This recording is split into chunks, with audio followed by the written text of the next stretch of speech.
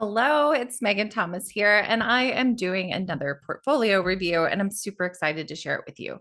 I am prefacing it just like I would normally if I was going to post this online, but this is just for you, Kiran. This is not for anyone else, unless you, of course, give me permission to do so. And if you don't, that is also okay. So quick preview. I'm Megan Thomas. I have been in UX for almost 10 years, which is honestly like, let's say 9.5, because it makes me feel less old. I am a senior UX designer. I currently work for Hierology, which is an applicant tracking system. We work primarily in healthcare, automotive, and hospitality spaces. Gosh, what else should I say? You can Google. That sounds terrible. You can Google. But I have been teaching the UC Berkeley UX UI bootcamp for 3 years, and I was the leader of the curriculum team when we rewrote it, starting in 2021. Now I'm trying to remember. Starting in 2021, we rewrote it for a blended program, so it would be more asynchronous than what you probably experienced, which is a good thing. The blended content was super, super new, but it had no support. I take that back. You had a couple of hours with your instructor a week, but I personally have disagreements with how that program would run, because I believe you need more one-on-one time with your mentor, with your coach, with your instructor, somebody to help you know that you're doing this right. So this is why I did these, or I'm offering these portfolio reviews. I typically do this literally exactly like I'm doing it. I record myself on Zoom. It's weird and awkward because it's me. I'm on the autism spectrum and I have ADHD. So if I don't make any eye contact, that's 100% normal. So I'm going to paste your link. I'm going to share my screen in a moment. I'm going to paste the link and I'm going to let the page load. In the background, I have the information that I asked, and I'm going to refer back to it. You just won't be able to see it. I'm not going to keep your information. Like if we do share this video, I don't want anyone to be like, what did it say in the background? Mind your business. Just between me and Kiran. All right, I'm already rambling here. Let's see. I asked how you feel about your portfolio currently, and actually, let me go ahead and just do a cognitive walkthrough real quick, and then let me share my screen, and then we'll jump into those questions to make sure that I'm answering any questions or concerns that you might have. So let me share my screen. Where's that button? And we see Googs, the Googs. Love that you have your own URL. It is so interesting why, for some reason, some hiring managers are judgy if you don't have your own URL. Please don't worry about that. If they're going to judge you for dumb shit, then they're going to judge you for whatever reason that they want to. So whether you do or you do not, it's totally fine. It's also fine that once it resolves, so it's clear that to me, because I'm a nerd and I was a developer before I went into design, it's clear to me that you are able to redirect that URL from your domain registrar, and we're coming here to the URL. Don't worry about any of that. That's fantastic. All right, so nowhere to zoom or roll over here. Oh, interesting. It does like a really big blur out. I love that, because otherwise we wouldn't be able to read this. I'm immediately concerned that this is harder to read in terms of accessibility. Like maybe this color could be a little darker. It's not that big of a deal, especially when you're looking at who's going to come to your portfolio website. It's probably going to be a hiring manager, and they are probably, not always, let's not make assumptions, but they are probably normally sighted. They have regular vision and it's fine, but it's something you could keep aware of, especially if you're moving into the accessibility space. I'm nosy, so I'm going to go read about. I also love this, writer and UX UI designer. Beautiful picture. Started my career as a freelance writer, crafting compelling copy for companies. Love that alliteration. One day, a tiny seed was planted in my mind. Yes. Fast World, UT Austin. Oh, cool, cool, cool. So you came from UT Austin. So you probably had Cindy, which is amazing. And if you didn't, introduce yourself. UX in ATX. You should meet Cindy Brummer. She is the owner of the Standard Beagle agency. Check it out. Let's see, learn the ins and outs, currently open to opportunities, top skill. Oh, I love this. Top skills in UX. Yes. User research, storytelling, wireframing, empathy maps, proto persona, user personas. We get real squiffy in the industry about proto personas and user personas. So is proto personas and empathy maps, is this storytelling? This is actually more like user research. And so is the user journey map. We could probably add some bullet points here that are under storytelling, maybe about UX scenarios, something about maybe not storyboarding, but story mapping, understand the flow of things. And I do know that that's probably what you mean when you say user journey map. So it can go in both. Don't worry about that. Conducting interviews, organizing and presenting data. Love this. This is super good. Okay. Resume. Let's check it out. Love that you have this opening into a PDF document. It's coming from Google Storage, and that's fantastic. Some people have it so that it opens in the same window. That's super frustrating for those of us who are like, wait, where was I? I have 73 million tabs open. All right, we got the education. Something I like to tell my students, and this is, since I'm no longer taking on students, I do not plan to do another cohort. I am going to share this with you. Over here, it's so interesting that you've got your Bachelor of Arts and you've dropped in a few of these details. Let's drop at least one detail on this design boot camp. So I would add, and this is what I typically add. So if you did not go through blended, you actually went through live online where you met 3 times a week for like 3.5 hours, and it was a long day every single time. Then you probably did about 900 hours of coursework, of related coursework over a 24-week period. Those are impactful numbers. So let's add UX UI design bootcamp, 900 plus hours of specific coursework and over 24 weeks. Like really show them the meat of what you did, because some of them are like, in just 5 weeks, you can become a UX designer. And we know that that's crazy. That's not true. University of Texas at Austin, copywriting, user research, concise and meaningful. I would add that word compelling in here too. So strong ability to write concise and meaningful copy. Concise, compelling, and meaningful copy seems to, it feels like it flows. I like that.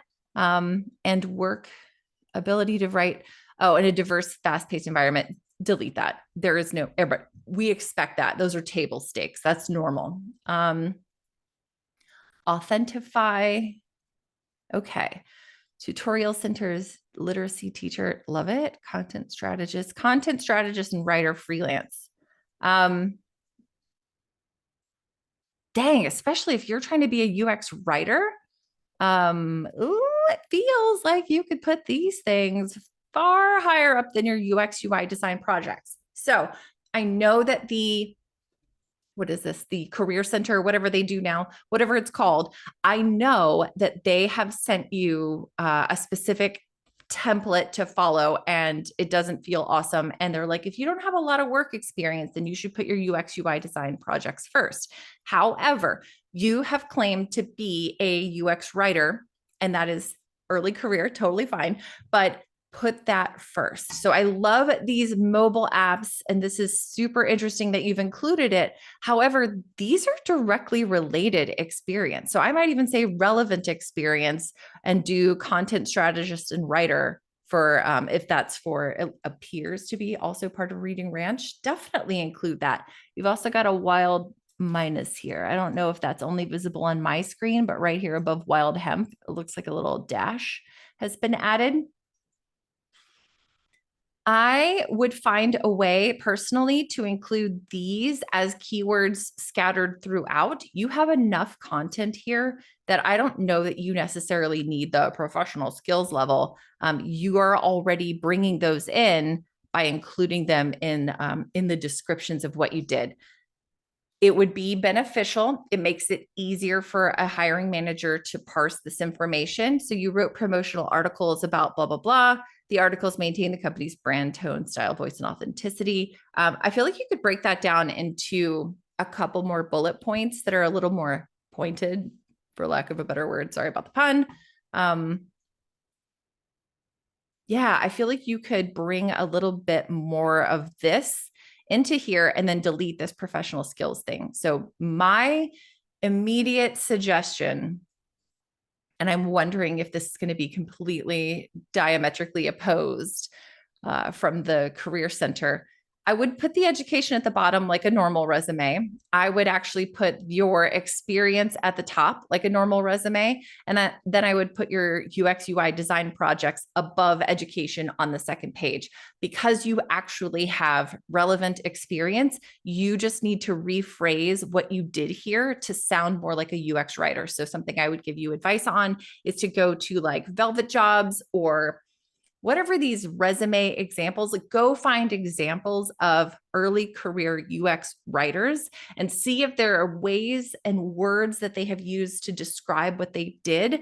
And if you can use that to kind of zhuzh up what this is.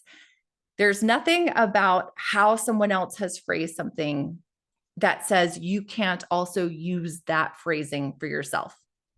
So I would readdress that and rejigger your resume, but this looks good. All right, now my thing's in the way. All right, let's actually go to your portfolio. Home, contact. Wait, what's contact? Cute, cute, cute. Oh, this is a great photo. I'm loving this. Okay, cool. Kiran, you're already doing awesome. All right, so you have said right here, this title that you've put here is the promise that you're making to the hiring manager. I'm a writer first, and I'm a UX UI designer second. And that's awesome. What's interesting is you've mentioned 3 projects on your resume, and only 2 of them are here. It's probably because you haven't had a chance to actually refine that and get it together, and no problem. But add 3. I am going to guess that based on what I see here, I'm going to jump in here and I'm going to see the entire UX design process, and I'm not going to see your writing, but I may be wrong. So let's see. Authenticate, buy, and sell designer handbags in minutes. Okay. Authentify. Love this. Love that we get to see some interesting success at the beginning. Love that we're doing scanning. This is awesome. It looks like I can drag them left and right. Hey, cool. All right. It's just, it looks like three screens. Okay, cool. If you can add one more, that'd be great. Ideally, it would be really interesting to use something like, if you go to Canva, now you might have to actually pay for an account because they have apps here, but they have smart mockups and product photos. So smart mockups showing somebody using your phone is always really interesting. And you're able to just like drag and drop it into here. So that kind of level of polish would be a really good like landing picture. Just a thought. All right. Project overview. What's the challenge? Real world problem that could be designed by, implementing artificial intelligence. I immediately, okay. This is the part where it should definitely be on YouTube, because people are going to make mistakes about this, and it is going to prevent people from wanting to hire you just based on word choice. So let me read through this. This is interesting. This might be from Cindy. And it doesn't matter like who adjusted this challenge. This feels like maybe it was group project 1, or maybe it's group project 3. But the problem is using artificial intelligence. Most of what people mean when they say artificial intelligence right now is not artificial intelligence. It's actually machine learning. And people who are in the know, people who work with artificial intelligence and machine learning know. And they kind of think it's really silly when a lot of people use this term, because they're like, oh, you don't know what AI is. So like, let's look through this, but that gives me pause. The purpose of this project is to find a real world problem can be solved. I mean, I would pull that out by itself. Also, centered text is really hard to process, adds to the cognitive load, because every time I go read a new line, I have to go find the beginning of each new line. And at a glance, that might not seem like major impact, but this does make it harder for the hiring manager to understand what it is that they're reading. So I would call out that challenge with just the sentence from the get-go, and then talk about the team. And then like the challenge could be, This is a dire user problem. Ooh, dire is an interesting word to use. So what's dire? We're selling and buying luxury items. Nobody's dying. So consider your word choice and give some context. Do some storytelling. What I would like to see here, user research, yep, screenshots of the affinity diagram, main goals. Selling luxury items is not efficient. Authenticating takes buying secondhand luxury is a risk. It's interesting because I also buy and sell expensive shoes. I have a collection of Louboutins, so I also understand the secondhand luxury, and I also sell. What else do I have? Like, I'm addicted. Not addicted. I unreasonably have a few Hermes scarves and some Louis Vuitton bags. Girl, I didn't know I was bougie until I read this. Apparently, I'm bougie. Okay, fine. Luxury secondhand bags, time consuming. Sure. I am not certain, given my personal experience, that this is accurate. Who did you actually talk to? Looks like we talked to, if these are the colors, it looks like one red, purple, gray, orange, blue, pink. All right. So you might have talked to 6 people, and that's fine. This is really interesting. I'm personally curious about all of this. Style sense, 2 months. Yep. No idea where to start. Okay, so some of this is like a product validation, not necessarily a UX validation, but that is a bigger topic than you can possibly cover in the bootcamp. Authentication process was great, super easy, took a really long time. Same, difficult and time consuming. So one of the things that I called out on your About Me page is the user personas and proto personas. We don't always use those out in the real world. So a lot of when we see user personas on an early career designer's portfolio, we start thinking they're doing bullshit fake UX research, and that's hard. She's obviously enjoys fashion, is an avid shopper. I feel like you could probably dig into this even a little bit more and get more nuanced. But this is also probably, I mean, not probably, this is definitely one of your first projects. So how would you know? So far, it looks good. At first glance, it's fine. It's always just questionable to include a persona because it feels like with only a few people, it's hard to actually determine what that persona is and validate it, which we don't teach. Features ideation, love it. Problem statement. I'm loving how you're presenting information.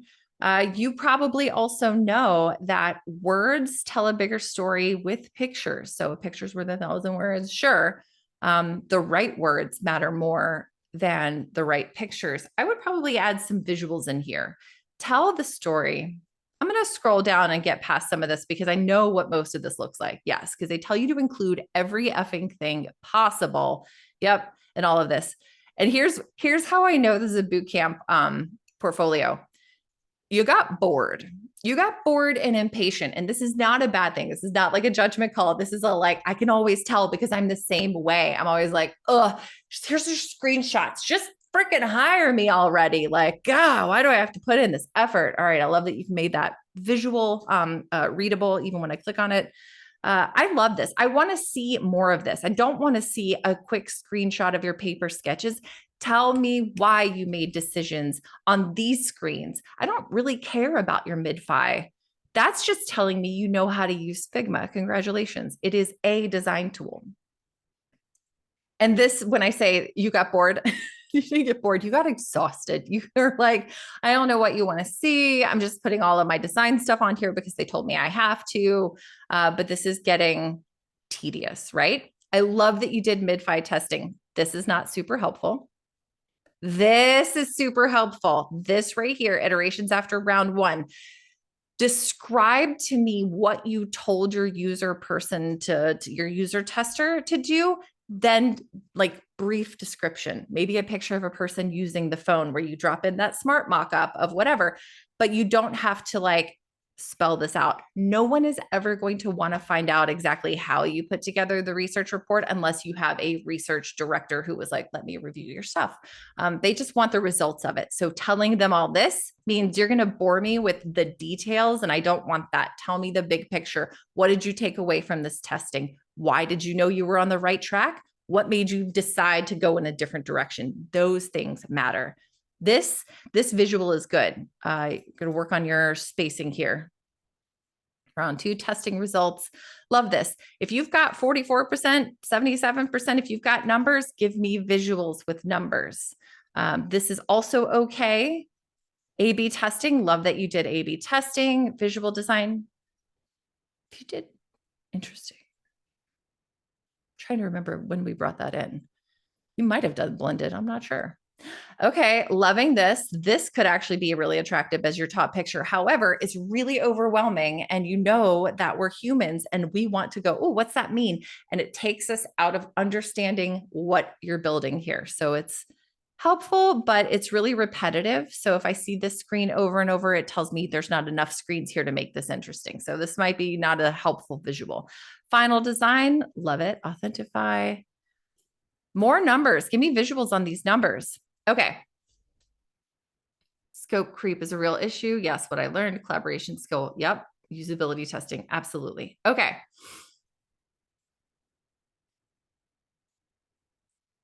What would I rather see? Sorry, I feel like I just burped into. Okay. What would I rather see that would say, hey, you know what you're doing? I think you're a smart person and I want to talk to you. You have told me on the main page that you're a writer, and yet what you gave me was a boot camp case study. So what I would rather see is for you to tell me the story of Jessica. Is Jessica really that person? Tell me more about Jessica. Take me into a day in Jessica's life where she has a bag and she wants to sell it, or she has a bag and she wants to buy it. Pick one goal, especially tie it into your usability testing, but pick one and tell me the story of Jessica's day. Tell me about when she hits the pain point of like, it's going to take 2 months for them to review this. I need this $1,000 that I think my purse is worth. I think I want it now. I would like to go shopping and spend that money, or for whatever reason that she has, but give her a reason. And then take me through her view, Jessica's not bird's eye view, but like Jessica's first person view of the work that you did. Anything that Jessica wouldn't necessarily get excited about, take that out, put that into a separate document and link to it. It doesn't even have to be exciting. Put it in a Google document. Be like, you want to read more about these research findings? Click here. Fantastic. It doesn't all have to fit on the same page. The problem with the boot camp case studies, amongst many things, something you should read is the case. All right, girl, learn how to type. Case Study Factory. Let's see, the Case Study Factory UX essays. This is a very long format article. It will take you like an hour. Come back to it. It has a lot of value, but this right here is telling the hiring manager, this is what the hiring managers are frustrated about. We're tired of seeing pictures that don't tell me how you think and how you connect. Like your job as a writer would be to think about the content that you're putting on the screen and why does it speak to Jessica? What about Jessica says, I'm going to say, hey, Jessica, hey girl, tell me about your Louis Vuitton bag and let's see if we can get it sold. What are the decisions you made to get into Jessica's head and present this in a way that she'd go, oh, obviously I'm going to download this app. So tell me this story from Jessica's perspective, and you're going to have an even tighter case study, and a whole bunch of this stuff does not need to stay in there. Let me know if you want to go over some more. I'm not going to go over your second case study because this one was really good. And I think the feedback that I gave you on this one, you'll probably be able to apply to Voyager. Oh God, travel app. That was your first one. This is probably your third one, your final group project. I hope it was amazing. I hope you did a great job. I'm so tired of seeing travel stuff. So again, look at this case study. Like I said, not going to click on it. Look at this case study and identify that user persona and tell me the story from that user's perspective, because as a writer, that's going to be your most compelling and valuable skill. All right. Thanks for letting me do this. I hope this was helpful. If there's anything I can do, please let me know. I will actually give you a plug because and I clicked the button wrong. I'm going to do this even though I feel gross doing this, but it's the only way to actually like promote myself as well. So this is how do you see this as a page, as a public? I'd love to invite you to come be a supporter. That's literally it. You can join the Social Club Slack community. There are some updates. I can do some daily motivational messages I'm excited about. I also have additional memberships if you're interested. I took them down yesterday. This is a long ramble at the end, but it is my goal to provide mentorship and motivation for students like you who have graduated a boot camp. It looks like you came through May 2023. So that's a big deal. All right. I'm going to keep recording, but here's where I would cut it off for YouTube. The rest is for you and me personally. Actually, let me keep sharing my screen and let's go through your questions, comments, creative, whatever. There we go. Okay. So you think your portfolio does a decent job at walking you through your design process, worried that there are gaps in the thinking and it may be too wordy. And it's not too wordy. It's too much content. The way we have told you to set up your case studies is just wrong. It's wrong. It was right for a short period of time. And in the last year, things have started to shift. So it's not wrong. There can be better. And I think you can tell about a better story, especially because you're a writer.